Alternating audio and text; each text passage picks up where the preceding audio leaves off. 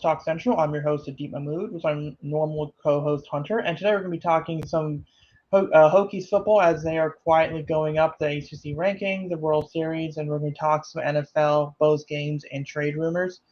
Let's first start with the Hokies athletics. Virginia Tech football is now in third place in the ACC. They beat the Breaks out of Syracuse. What was your thoughts on the game and where they are right now? Indeed, is there a different version of Tyler Bowen upstairs It's a right now? variant. It There's a has to be a variant. variant, right? It has to be like a Kang variant up there because his play calling lately has been tremendous. Like, started out the season a bit rough. I think partly is due with Grant Wells. But since then, ever since Kyron Drones has come in, the playbook has really opened up. I mean, you saw a running back pass for a touchdown in that game against Syracuse. Where's that been all year? He just Double brings out all reverse these as other well. plays. Double reverse as well. I think Mhm. on the next drive. You're right. You're right. And I like these little toss plays that they're running. If to Bashal Tootin in space, they're really working him. I thought Kyron Jones was a bit off in the game, but still, he's been pretty good overall at quarterback. The offense has just opened up in ways that it hasn't in quite a few years. And the main reason for that, it's Kyron Jones at quarterback. Now that he's there, you have to game plan for him, Adit, Malachi Thomas, and Bashal Tootin. It's hard for defenses to game plan for all of that. And so they're not going to know what's coming on any given play. And then you combine that with Jalen Lane, who had another really good game, Quan Felton, Daquan Wright is still okay. And you have the makings of a pretty good offense. Now, obviously, it sucks that Ali Jennings is not there, and I do hope he comes back next year. I think he has another year of eligibility left if he wants to use it. But you're seeing why Kyron Jones should have been the quarterback at the start of the season. I thought the offensive line was also much better in this game. I think you're really starting to see Crooks work with these freshmen and sophomores. The defense, Chris Marv. I mean, we were criticizing him as well. He's been good as a defensive coordinator. He's really calling the right plays. Sorry, I had to mute myself to cough for a second, but I think he's really getting a handle on the defense. He's game planning well for whatever offense he goes up against. Garrett Trader had no chance in this game. And if I recall correctly, Virginia Tech leads the nation in sacks right Yeah. now. In Yeah. ACC at least in the ACC. Yeah, they're leading the ACC, and I believe they're leading the nation right now, if not leading the nation, top 5 in the country in sacks. This unit is playing some very high football right now, and I'm seeing progress. You're seeing it. Everyone that watches this team on a weekly basis is seeing the progress with this program. And it's been great to see. I feel like the team that we saw against Syracuse would blow the team out that we saw against ODU. It wouldn't even be close. And it's honestly hilarious that they're tied for second in the ACC right now. They have the chance to do the funniest thing in the world next Saturday if they beat Louisville. And that's going to be tough. They're a 12-point underdog going in. Louisville just shut out Duke this past weekend. Louisville's, I think, right now the second best team in the country. Oh, not country, ACC. But if Virginia Tech wins that game, they will be the favorite to head to the ACC title game. And can you believe I'm even saying that in year 2 of the Ren Pry era after how this happened? I'm just really happy with how the program is looking right now. At the very least, Adit, this team should make a bowl this year. Oh yeah. They should. But here's the thing. Let me add on to a few more points there. After Louisville, it's NC State, Boston College, and UVA, and Right. all those teams have at least 2 in-conference losses. Also, at the same time, if you look at point differential, which would potentially be a tiebreaker, Virginia Tech has, I think, the second highest at plus 40 or something. They're at plus 40 or 50, one of those. Like they are at that point. So if it is a point differential thing, they have the advantage there. And that's the other thing. Like with them having, if they were to beat Louisville, they have a tiebreaker over Louisville. They would still have one loss against conference opponents, and like other than Florida State and Virginia Tech in that situation, everyone else would at least have 2, so that would give them some margin of error.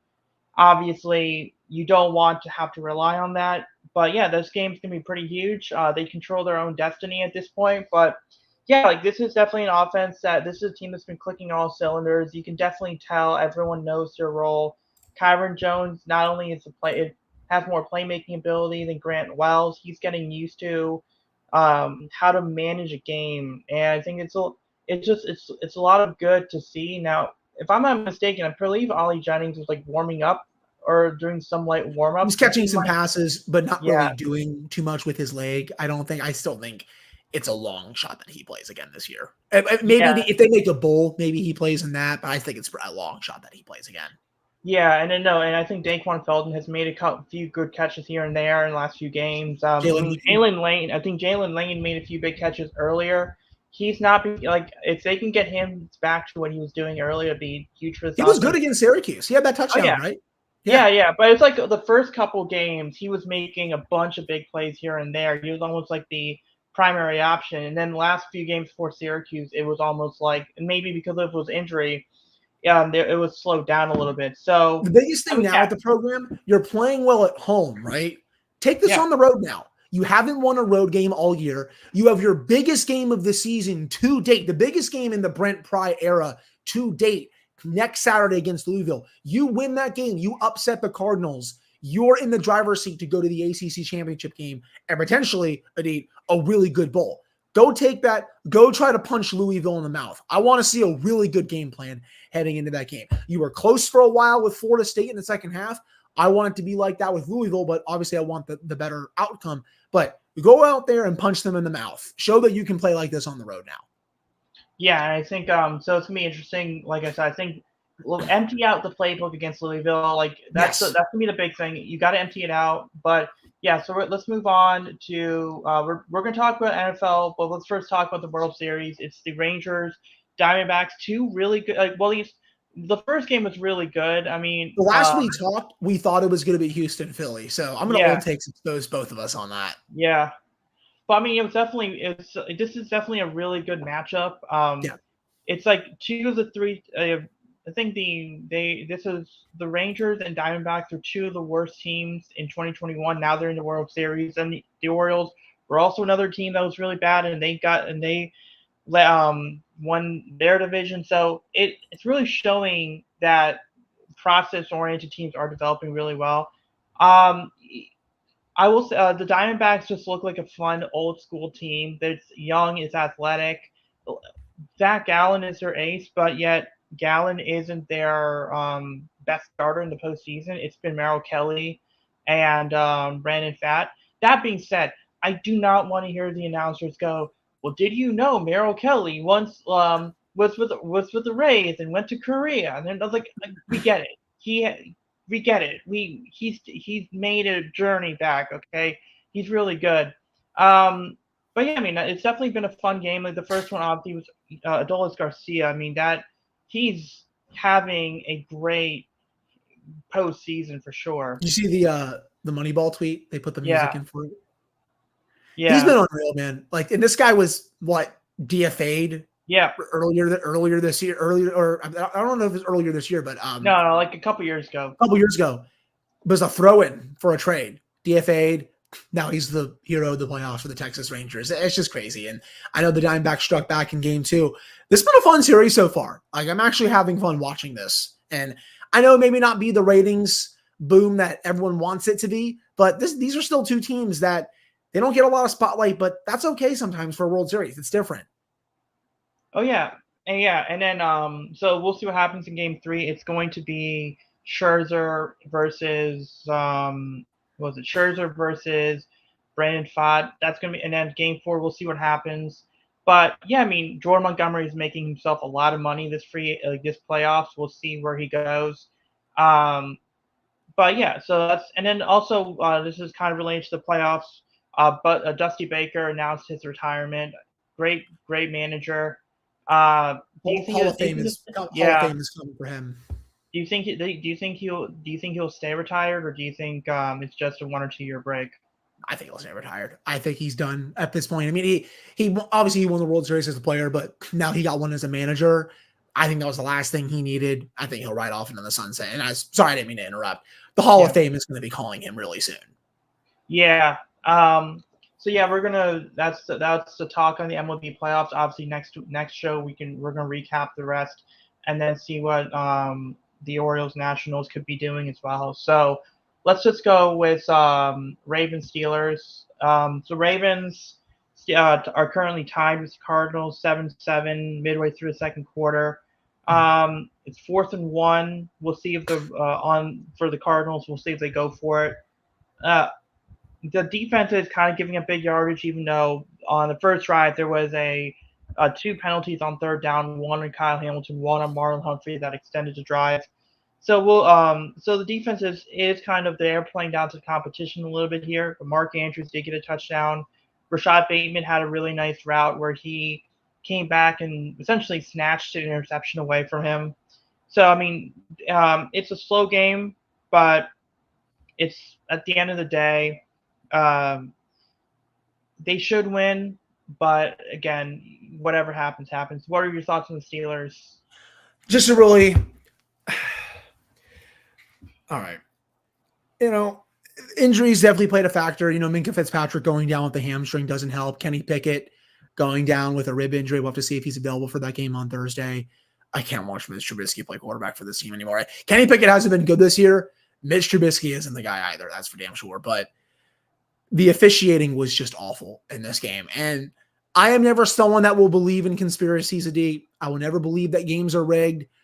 This game was probably the closest I've come to believing one, because the calls that were made and the calls that were missed were so in the Jaguars' favor. It was just honestly insane.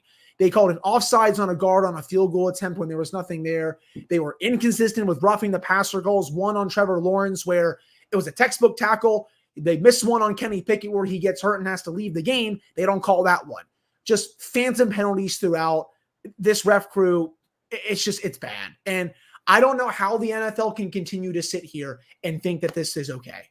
The officiating gets worse on a weekly basis. No one knows what the rules are. It makes me not even really want to watch the games, I feel like, at times.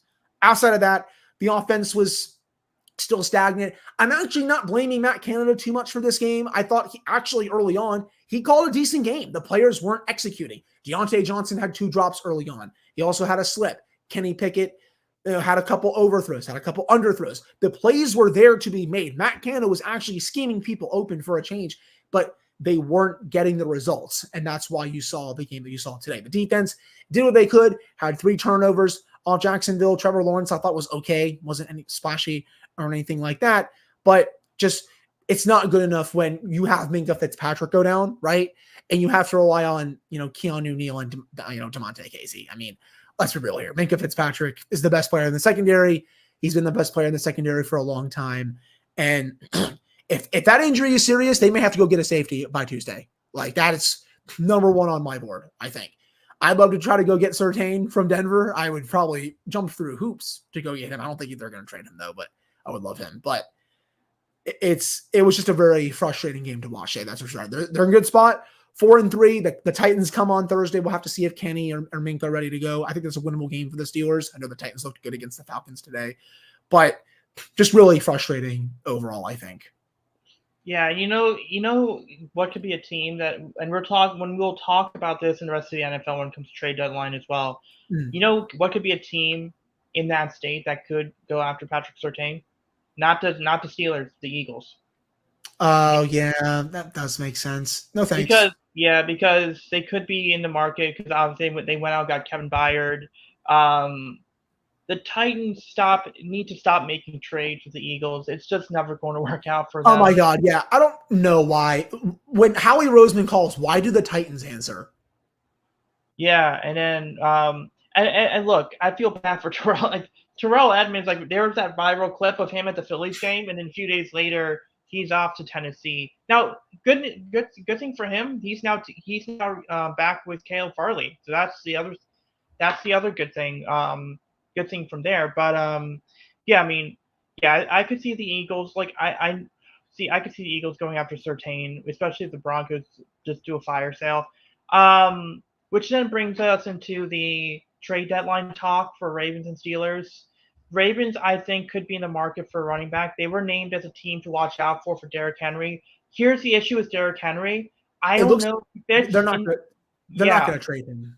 Yeah, I don't think they'll trade him, and I don't know how much of a fit he would be in the offense, because if he is a volume back, and you got Gus Edwards, and you got Keaton Mitchell, and you have Justice Hill, I don't know, and you're trying to be a more pass-happy offense, I don't think you can give Derrick Henry 20 touches or whatever you need him to do. Now, maybe the threat of all the options you have make it so that he needs only 10 to 15. But if the price is heavy for Derrick Henry, I get how good he is. I maybe you lean towards another direction. A few guys I can think of, they're not getting Barkley. The Giants will not trade Saquon Barkley, so let's knock him off the list. I don't think Josh Jacobs is a 50-50. He makes sense with his offense. Austin Eckler is interesting if the Chargers want to move on from him. We know that Austin Eckler is unhappy.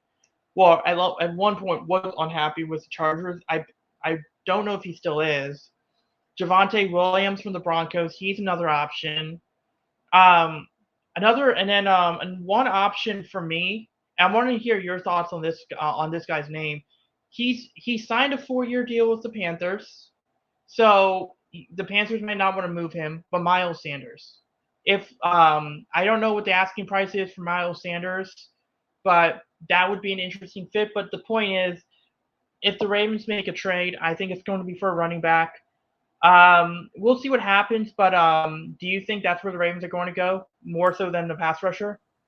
I think so. I mean, especially with, J.K. Dobbins being out for the year, I think you still need another feature back deep. I think Gus Edwards is fine, Justice Hill, a couple other guys, but does any of those guys really scare opposing teams, like good teams, I should say? I wouldn't say that. So I could see them still going after a running back more so than a pass rusher. For the Steelers, I think secondary help. Levi Wallace is hurt right now. We don't know the extent of Minkah Fitzpatrick's injury. Overall, I still think they need secondary help. I don't think they need another receiver, though it wouldn't hurt to get another one. But I think if you do see Omar Khan make a trade, and he's been pretty aggressive so far as a GM, it's going to be for some secondary help. What about Dante Jackson from the Panthers? Oh, makes sense. I mean, it was funny. The Steelers were the betting favorite for DeAndre Hopkins this week. I'm like, I don't think DeAndre Hopkins fits their offense. I don't think so. And I don't think the Titans will move him. So, yeah. Yeah, and also if you go so that kind of leads us to the rest of the NFL. So we'll kind of blend the trade deadline talk and the everyone always hypes up the NFL trade deadline every single year. Does anything really happen though? Maybe one or two big moves, but nothing really too major. Obviously, so obviously we've had a couple of big games, the Titans game and also the Commanders game. Those were the two games that if either team lost, then they would probably go to a fire sale. The Commanders, they were competitive against the Eagles. They even got the whatever you call it, touch push, brotherly shove, whatever you call it. They even got that to backfire on them. So that's good. That's really, but then they blew the lead. And obviously you have Chase Young and Montez Sweat and Jonathan Allen as well. I personally think Jonathan Allen is on the move because after what he said a week ago about getting tired of losing for 7 years, I think he's done. Apparently, do you think Chase Young gets traded? Yeah, I'm about to get to that point. Falcons apparently have offered a 3rd-round pick for Montez Sweat. I don't know if first of all, I don't get why the Falcons would do it because newsflash, you need a quarterback to be competitive. And no offense, Desmond Ridder or Tyler or Heineke, not really what you're looking for. So I think Desmond Ridder stinks. I don't think he's any good. And honestly, if I'm the Falcons, I'm not tanking, but I'm trying to see what is the best way to land a Drake May or a Caleb Williams at this point. Right. But or Michael Penix. Yeah. So, yeah, I mean, I don't get everyone. Chase Young, I don't think. Isn't it funny how Chase Young was the one coming in with more hype, but Montez Sweat is the one that's outproduced Chase Young. Right. That is kind of funny, isn't it? Yeah. So I think. Do you think Young gets dealt though? Yeah. No, I think one of those two will get dealt. Okay. I'm leaning towards Montez Sweat because I think there's more of a market for Montez Sweat, but I think I'm going to say Chase Young sticks around for the remainder of the year. Montez Sweat's the one gets traded, and Jonathan Allen is the one gets traded. So because the Commanders still have a good enough D line that they could make some noise, maybe get into a wild card spot. I mean, then again, you probably if you're asking most Commander fans, they probably would want the team to lose because they don't want Rivera. Like they might be heading towards a clean sweep of the coaching staff, honestly. So, and then the other one, the Titans game. I mean, Will Levis doubled in one game the number of touchdown passes that Tannehill got, and DeAndre Hopkins looks like a completely different player with Will Levis. He woke up is what he did. So it is interesting. I mean, I don't think the Titans will trade Henry, and I don't think they'll trade Hopkins. Maybe a Denico Autry or someone like that gets dealt. But what were your thoughts on this week's game, and do you think there was other guys that could have been moved but aren't going to? Yeah, I mean that Titans game that was a good showing by them. I also don't think who is going to win the NFC South this year is what we should be asking. Honestly, like I actually don't know who's going to win that division. I mean AFC. Oh no, because they played the Falcons today. Okay, yeah. And how was about who was going to actually win the NFC South? Buccaneers. No, you would have to think Buccaneers at this point. The Saints played at least better today, but Saints fans want Dennis Allen fired. That division is so terrible. But that Will Levis showed why the Titans drafted him today. He had a really good game against them, and that's going to be a big test for the Steelers on Thursday. But that was fun. I mean, the Commanders had a good lead over the Eagles. They were up 14-3 on them for a time, and the Eagles roared back and won that game. I do think the Commanders are going to have a coaching change by the end of the season. I don't think Ron Rivera is going to be the coach next year. I think Commanders fans are kind of done with him at this point. There are some good games going on right now. You have the Browns game. You have the Bengals game. You have the Ravens game as well. Obviously, we already talked about the Steelers game. But, those are the main ones that I guess that I was focusing on. I had a couple of things come up before we started recording, so I haven't been fully paying attention, but I'm going to probably tune into the Browns and the Bengals games once we finish up and see how that goes for the rest of the division. Yeah, and also I did want to point out the Cowboys did end up beating the Rams 40-23. Yep. And apparently, and if you followed the game, I actually was seeing the game a little bit towards the middle, and the Rams got it to like 33-17 at one point. So again, that could have been a meme game, but yeah, I mean, clearly the Cowboys were able to figure it out. Other than that, it is people may have seen the video on YouTube about Kirk Cousins' injury. It's confirmed it is an Achilles. So Kirk Cousins is out looks like Kirk Cousins is out for the year for the Vikings. And then I saw that stinks, especially because this might be his last year there, right? Yeah. Oh yeah. Yeah. I mean, and that's interesting because here's the other thing though. They still have Danielle Hunter as well as a trade target for other teams. So now with Justin Jefferson out for a few more weeks, with Cousins out for a while, now you have that's going to be quite the issue there. But I do wonder if those Danielle Hunter talks go up a little bit more. So those were really the bigger games. Are you going to watch America's Game of the Week tonight at 8? What is the Sunday night game? You know what it is. I know what it is. Yeah. Are you going to watch America's Game of the Week? The Chicago Bears versus the Los Angeles Chargers. Oh my God. Bagant, oh my God, the D2 quarterback from the Bears. Versus the team that just chokes it all away every week. Yeah. I mean, I have to watch the movies tonight. It might be a movie night for me. Yeah. I mean, looking at teams that might do a coaching change, I mean, Brandon Staley's kind of been on the, he's a fraud. He's been hot for a very, very long time. Yeah. Yeah. So, I mean, but no, a few other things. I think the Chiefs are going to come back from this, but Broncos are up 14-3 in the second. As of recording, they're up 14-3. Yeah, the Chiefs are at the Denver 18. 49ers, they're only down by 4. And if you want to know one thing, just search up Ryan Clark 49ers. He put up a really funny comparison about how the 49ers covered or lack of covered Jordan Addison. So yeah, so if you probably like you people, I'm not gonna say it, but it was off the cuff and it was random. But if the 49ers cover Chase and Higgins in the second half or remain in the second half of that game, like they covered Jordan Addison, the Bengals might win that game. But yeah, no, I mean the it's going to be really interesting. And then obviously tomorrow we have the Raiders Monday night game.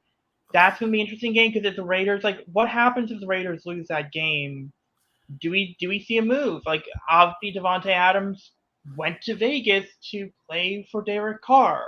Right? Yeah, so now Derek Carr is on the move, and where does Devontae I Adams go? mean, is Josh McDaniels going to get hot? Probably. That was also a weird hire. That was also a very weird hire on that one. So, but just going right now, the standings at this point, Miami's up. Miami is 6-2. Buffalo's 5-3.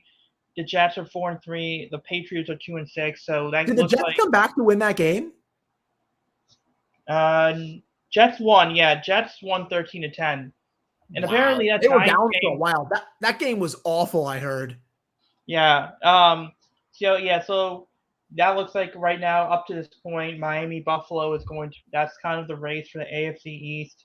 AFC North is really anyone's division. AFC South is Jacksonville's division. I think AFC South is Jacksonville's division, and AFC West is Kansas City. I mean, so I think at this point, like NFC South, you have the Falcons at 4-4, Saints at 4-4, Buccaneers 3-4, and Panthers 1-6. So you have a point there. Who's going to win that division? I don't know. So next week, as we'll conclude the show on that point. I want to do a quick show because Ravens game's on, so I don't want to have too much. But yeah, next week we're going to recap the World Series. We're going to talk about the trades that were made, some of the surprises, and then talk about more college football. Yeah, it should be a lot of fun. A lot of good college football coming up and some good NFL games next week. So we'll talk to you all then. All right, see you.